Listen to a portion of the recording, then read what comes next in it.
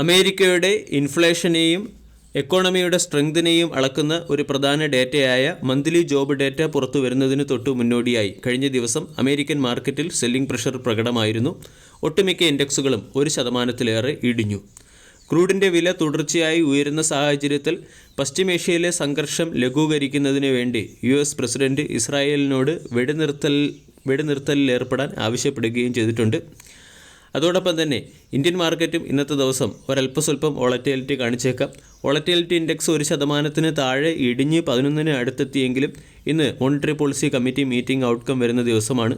Monetary policy committee മീറ്റിംഗിൽ interest റേറ്റിൽ ചേഞ്ചില്ലാതെ തുടരുമെന്നാണ് ബ്രോഡ്ലി മാർക്കറ്റ് എക്സ്പെക്റ്റ് ചെയ്തിരിക്കുന്നത്. കഴിഞ്ഞ ദിവസം പുറത്തു വന്ന ജോബ്ലെസ് ക്ലെയിം ഡാറ്റ, അതായത് അമേരിക്കയുടെ ജോബ്ലെസ് ക്ലെയിം ഡാറ്റ സൂചിപ്പിക്കുന്നത് എക്കോണമിയിൽ അല്ലെങ്കിൽ ഇൻഫ്ലേഷൻ റെഗുലേറ്റ് ആകുമെന്ന് തന്നെയാണ്. അതുപോലെ തന്നെ ജോബ് ഡേറ്റയിലും എക്സ്പെക്റ്റ് ചെയ്യുന്നത് മാർച്ച് മാസത്തെ നോൺ ഫാം പേറോൾസ് 2,75,000 നിന്നും 2,00,000 ഇടിയുമെന്നാണ്.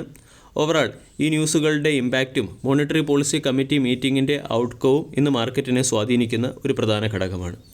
ഫോറിൻ ഇൻസ്റ്റിറ്റ്യൂഷണൽ ഇൻവെസ്റ്റർ ഇന്ത്യൻ മാർക്കറ്റിൽ തുടർച്ചയായി സെല്ലിംഗ് നടത്തുന്നു എന്നുള്ളതും നമ്മൾ ശ്രദ്ധിക്കേണ്ട ഒരു ഡേറ്റയാണ്. കഴിഞ്ഞ ദിവസം 1,136 കോടിയുടെ സെല്ലിംഗ് ആണ് FIS ഇന്ത്യൻ മാർക്കറ്റിൽ നടത്തിയത്. ഇനി ഇന്നത്തെ ട്രേഡിംഗ് സെഷനിൽ ശ്രദ്ധിക്കേണ്ട ചില പ്രധാനപ്പെട്ട സ്റ്റോക്കുകളിലേക്ക് കടക്കാം. ഒന്ന് HDFC ബാങ്ക്. HDFC ബാങ്കിൻ്റെ Q4 ബിസിനസ് അപ്ഡേറ്റ്സ് പുറത്തു വന്നിട്ടുണ്ട്. അതിൽ റീറ്റെയിൽ ലോണിൽ കമ്പനി ഡബിൾ ഗ്രോത്ത് അല്ലെങ്കിൽ റീറ്റെയിൽ ലോൺ കമ്പനി ഏകദേശം 100% ഉയർത്തി. മികച്ച ക്വാർട്ടർലി ബിസിനസ് അപ്ഡേറ്റ്സ് ആണ്. അതുകൂടാതെ കമ്പനി ഇന്ദ്രപ്രസ്ഥ മെഡിക്കൽ കോർപ്പറേഷൻ എന്ന കമ്പനിയിലുള്ള 3% സ്റ്റേക്കുകൾ സെൽ ചെയ്തിട്ടുണ്ട്. 199 രൂപ പെർ ഷെയർ എന്ന റേറ്റിലാണ് സ്റ്റേക്ക് സെല്ലിംഗ് നടത്തിയത്. ഏകദേശം 55 കോടി രൂപയുടെ ഫണ്ട് റൈസ് ചെയ്യുകയും ചെയ്തു. ഷീല ഫോം എന്ന സ്റ്റോക്കിനെ ഇന്നത്തെ ട്രേഡിംഗ് സെഷനിൽ ശ്രദ്ധിക്കാവുന്നതാണ്. District consumer dispute redressal commission പ്രകാരം ഷീല ഫോമിൻ്റെ ഇൻഷുറൻസ് ക്ലെയിം മാറ്ററുമായി ബന്ധപ്പെട്ട് ഷീല ഫോമിന് അനുകൂലമായി ഒരു തീരുമാനം വരികയും ഷീല ഫോം എന്ന കമ്പനിക്ക് ഏകദേശം 21 കോടി രൂപയുടെ കോമ്പൻസേഷൻ ലഭിക്കും എന്ന രീതിയിലുള്ള ഒരു അപ്ഡേറ്റ് വരികയും ചെയ്തിട്ടുണ്ട്.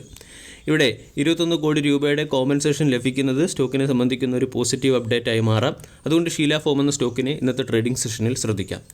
ബജാജ് ഫിനാൻസിൻ്റെ ക്വാർട്ടർലി ബിസിനസ് അപ്ഡേറ്റ് കഴിഞ്ഞ ദിവസം മാർക്കറ്റ് അവറിന് ശേഷം പുറത്തു വന്നു. ക്വാർട്ടർലി ബിസിനസ് അപ്ഡേറ്റിൽ അസറ്റ് അണ്ടർ മാനേജ്മെൻറ്റ് 34% വർദ്ധിച്ച് 3.3 ലക്ഷം കോടിയായി മാറി.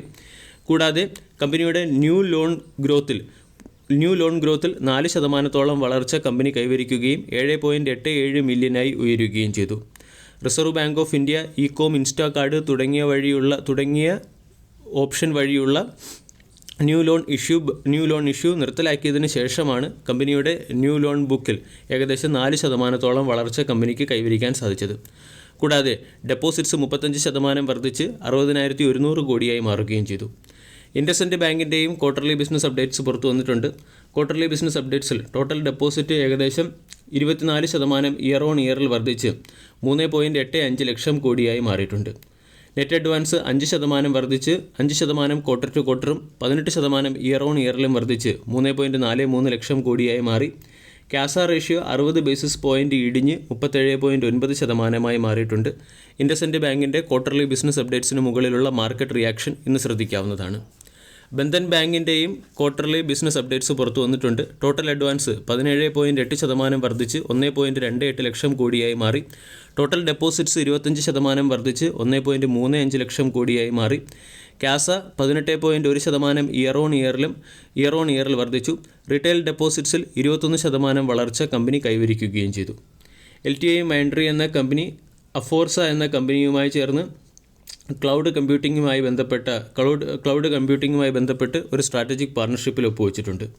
ഹീറോ മോട്ടോർ കോർപ്പ് എന്ന കമ്പനിക്ക് 308 കോടി രൂപയുടെ ടാക്സ് ഡിമാൻഡ് ലഭിച്ചിട്ടുണ്ട്. ശോഭ എന്ന കമ്പനിയുടെയും ക്വാർട്ടർലി ബിസിനസ് അപ്ഡേറ്റ് പുറത്തു വന്നിട്ടുണ്ട്. ക്വാർട്ടർലി ബിസിനസ് അപ്ഡേറ്റിൽ കമ്പനിയുടെ സെയിൽസ് 2.8% ഇയർ ഓൺ ഇയറിൽ വർദ്ധിച്ച് 1,273 കോടിയിൽ നിന്നും 1,504 കോടിയിലേക്ക് ഉയർന്നു. കൂടാതെ ആവറേജ് പ്രൈസ് റിയലൈസേഷൻ 13.5% വർദ്ധിച്ച് 11,230 രൂപ പെർ സ്ക്വയർ ഫീറ്റ് എന്ന റേറ്റിലേക്ക് എത്തുകയും ന്യൂ സെയിൽസ് ഏരിയ 1.47% നിന്നും 1.3% കുറയുകയും ചെയ്തു. ശോഭയുടെ ക്വാർട്ടർലി റിസൾട്ടിന് മുകളിലുള്ള ബിസിനസ് അപ്ഡേറ്റ്സിൽ ഇന്ന് നമ്മൾക്ക് ഈ സ്റ്റോക്കിനെ ശ്രദ്ധിക്കാവുന്നതാണ്. വീഡിയോ എല്ലാവർക്കും ഇഷ്ടമായി എന്ന് വിശ്വസിക്കുന്നു. Thank you.